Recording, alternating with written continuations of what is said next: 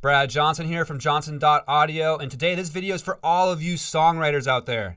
I am talking about autotune, or what really is just pitch correction. Autotune is actually Anatares' version of pitch correction. There's also Melodyne, there's Waves Tunes, there's a bunch of different kinds of softwares out there, and I want to talk to you about it today. The reasoning is I feel like there's this badge of honor going out there in the world that is like, I didn't use any autotune, or, X-nay to the autotune, it's the devil, it's ruining music, it's getting rid of, the imperfections that makes music beautiful, and yada, yada, yada, yada.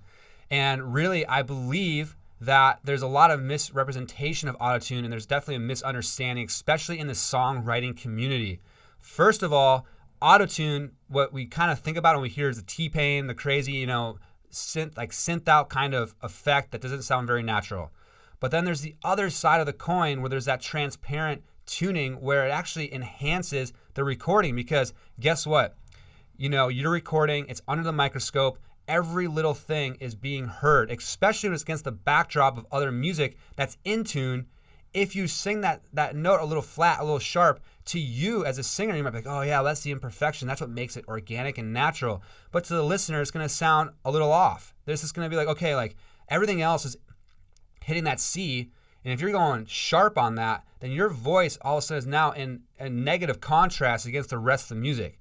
So bringing that into tune actually makes the whole entire production more cohesive. It locks it in, and it makes the melody stand out. And actually playing the melody, you're not trying to play a C sharp when it's a C. And I understand there's a lot of practice that needs to happen. Vocalists can get really good at hitting all those notes, and you should be doing that as a vocalist. You shouldn't just be relying on the tools to make you sound good. However, those tools are there to enhance the performance. And I really believe it's an ego thing when it comes to I didn't use any autotune. I don't want to use any autotune. I want to keep it natural and organic. I really do believe it's an ego thing. And the reason why I say it's an ego thing is because it's like, I don't want to say that I had to use these tools because I'm such a practiced singer, or I want to, I'm so good. But really, at the end of the day, we're there to serve the song. We're there to make sure that song is going to go out into the world and connect with an audience. And once you finish that song and release it, it's no longer yours. So it doesn't matter if you sang it in the way that you felt was the most organic or natural. It's whether or not the audience is actually going to receive it that way. And yes, there's a lot of, there's definitely, I'm not like rigid where it's like you have to do it every single time. There is room for error. And when you do tuning well, you actually keep the imperfections of the voice, and the thing that keeps that voice, that singer's voice, which is in the scoops, the inflections, the way that they do that kind of stuff in between the notes. But when you actually tune just the notes, you actually get a very transparent vocal production, and you're actually making it, sound more you're making it in tune, where it actually fits against the contrast and the backdrop of the rest of the music. Now, I'm going to show you an example. I'm actually going to jump into a session and show you a tuned vocal and a not tuned vocal, and it's going to be subtle. The guy is a great singer.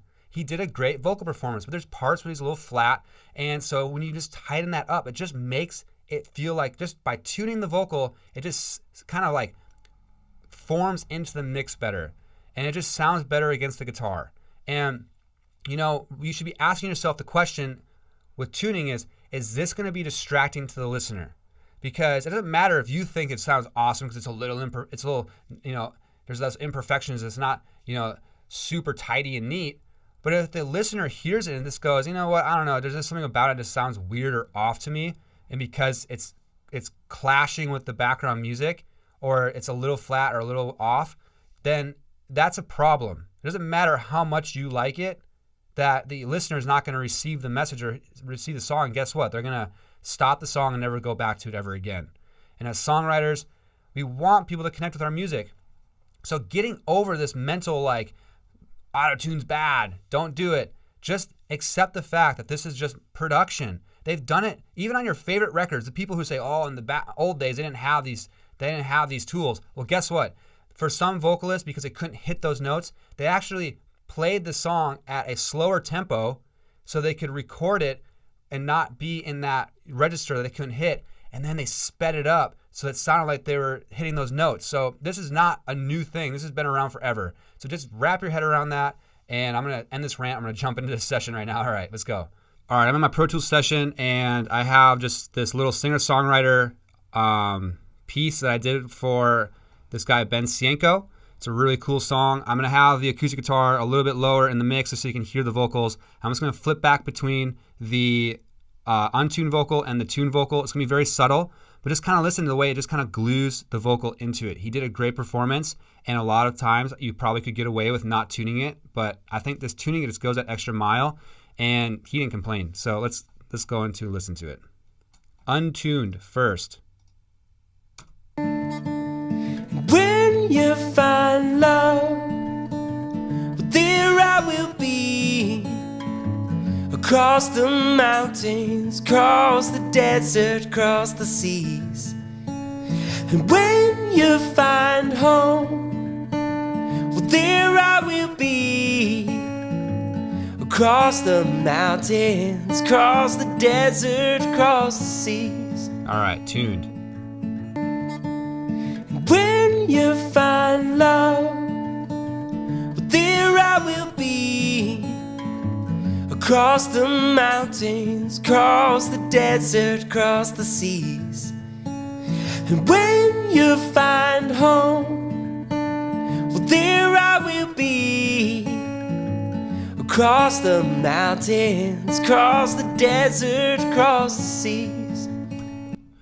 So you can hear it. It's not like it's a major, like, oh wow, it's, you know, like T-Pain. It's a very subtle adjustment to just the notes. Nobody would ever notice if I were to play the tuned one. At least I don't think that, oh, there's autotune on that, or there's Melodyne, or whatever it is. They would just hear a guy singing a song, and it sounds good, and it's distraction free. They're not going to think, oh, that note's a little flat, because there were some flat notes in that first one. And so you have to just think of it that way, where you don't want the audience to ever pick up on those things, because once they do, they'll never not hear it. It's like the squeaky kick drum in the Led Zeppelin song. Like once you hear it, it's always there. Like you'll never not hear it at that point. See, you never want your audience to pick up on the little mistakes, because it'll be more of a distraction against the song than people will be like, oh, I love that part. So just think about that. Hope you liked it. All right, thank you so much for watching this video. I appreciate you listening to my rant on this topic. I obviously have strong feelings about it, but please give me a thumbs up if you got something out of it, if you feel inspired. Give me a thumbs down if I still haven't convinced you and you're still like, no, autotune sucks. Leave me a comment below to let me know your thoughts on this subject. I'd love to continue this conversation with you. Please subscribe to my channel if you haven't subscribed already, and hit that little bell to get notifications every time I upload a new video.